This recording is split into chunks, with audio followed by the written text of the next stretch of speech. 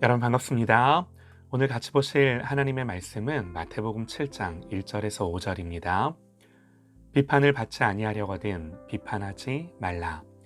너희가 비판하는 그 비판으로 너희가 비판을 받을 것이요 너희가 헤아리는 그 헤아림으로 너희가 헤아림을 받을 것이니라. 어찌하여 형제의 눈 속에 있는 티는 보고 내 눈 속에 있는 들보는 깨닫지 못하느냐. 보라, 내 눈 속에 들보가 있는데 어찌하여 형제에게 말하기를 나로 내 눈 속에 있는 티를 빼게 하라 하겠느냐. 외식하는 자여, 먼저 내 눈 속에서 들보를 빼어라. 그 후에야 밝히 보고 형제의 눈 속에서 티를 빼리라. 아멘. 그리스도의 법을 성취하라 라는 제목으로 하나님의 말씀 듣겠습니다. 예수님, 비판하지 말라 그러시죠? 예수님이 비판하지 말라고 말씀을 하신 것은 어떤 일에 대해, 잘못된 일에 대해 그저 묵인하고 관용하고 싫은 소리를 하지 말아라, 이 말씀이 아닙니다. 누군가 잘못한 일이 있을 때 책망하고 권면하는 것은 분명히 필요한 일이죠. 갈라디아서 6장 1절에서요. 형제들아, 사람이 만일 무슨 범죄한 일이 드러나거든 신령한 너희는 온유한 심령으로 그러한 자를 바로잡고 그럽니다. 또 바울은 게바가 안디옥에 이르렀을 때에 책망받을 일이 있기로 내가 그를 대면하여 책망하였노라 그러죠. 바로잡기 위해서 책망도 필요하고 권면도 필요하고 잘못에 대한 분명한 지적도 필요합니다.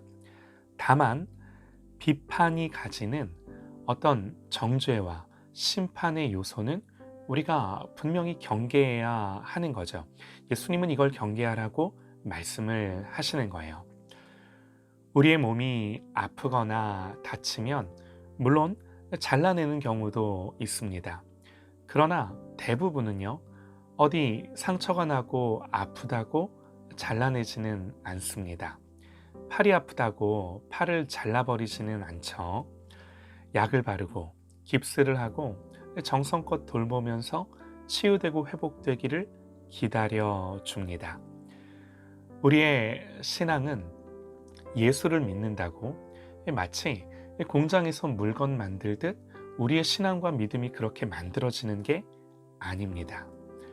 누구든 어린아이와 같은 믿음으로 시작해서 장성한 분량으로 자라가고 만들어져 가는 거죠. 씨앗은 씨앗으로서 완전하죠. 그러나 그저 씨앗으로 존재하기 위한 씨앗은 없습니다. 모든 씨앗은 땅에 심겨지고 싹을 틔우고 자라서 열매를 맺기 위함이죠. 그런데 씨앗이 아직 그러지 못했다고 하자가 있고 씨앗에 문제가 있는 것은 아닌 거예요. 씨앗은 씨앗으로서 완전한 거예요. 다만 이제 시간이 필요하고요. 땅에 심겨져야 하고요.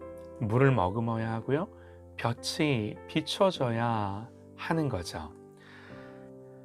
다시 갈라디아서 6장 1절부터 보시면요.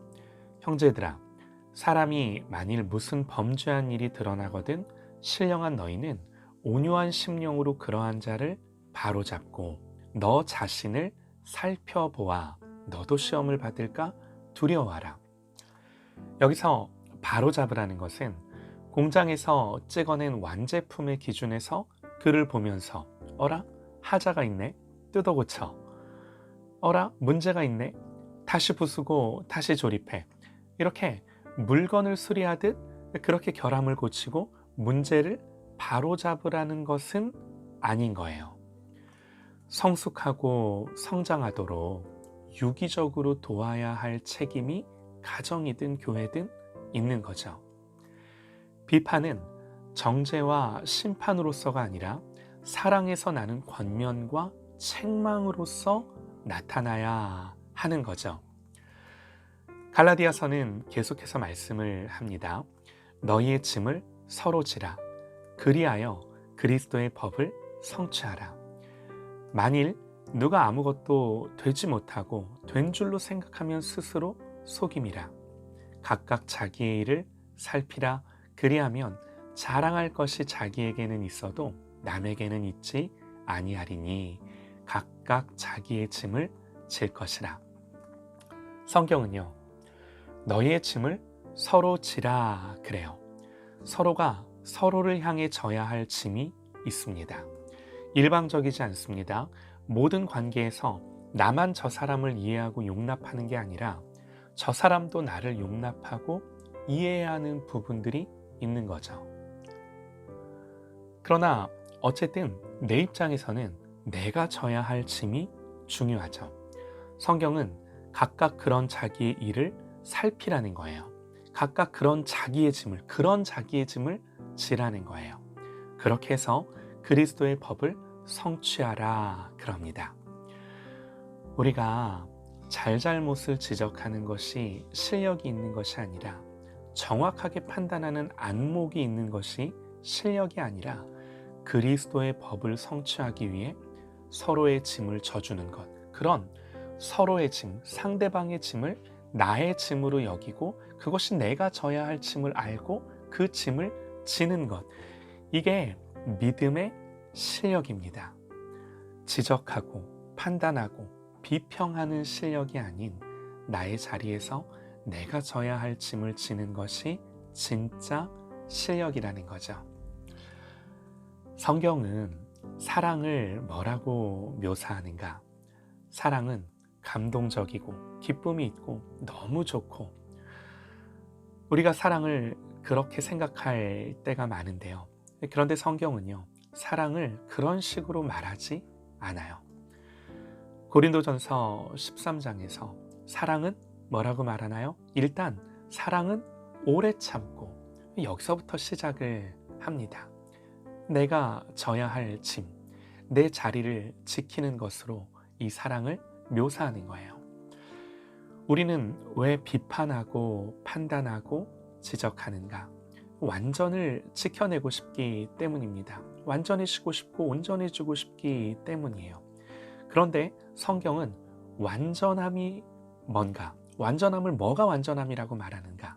다른 것이 아니라 사랑이 완전함이라고 말합니다. 그러므로 다른 걸 지키는 것이 아니라 사랑을 지켜야 하는 거죠. 쉬운 말씀이 아닙니다. 말은 쉽지만 행하기란 너무나 어렵습니다. 예수님을 믿는다는 것은 하나님이 우리를 구원하시기 위해 오해받으셨고 모욕과 수치를 당하셨고 자기 생명을 주셨음을 동의하고 인정하는 거죠. 주님이요, 이 어려운 걸 하셨습니다. 이것 때문에 내가 구원받고 내가 지금 이렇게 살고 있는 거죠. 사랑하는 여러분, 여기서부터 우리의 모든 실력이 나옵니다. 우리는 하나님이 자기 생명을 주셔서 살리신 하나님의 자녀입니다.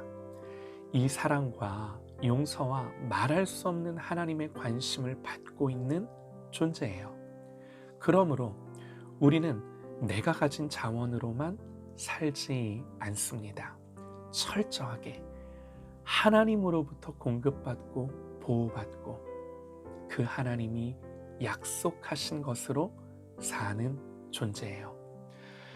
여러분, 여기서부터 기다릴 수 있는 실력이 나오는 거예요.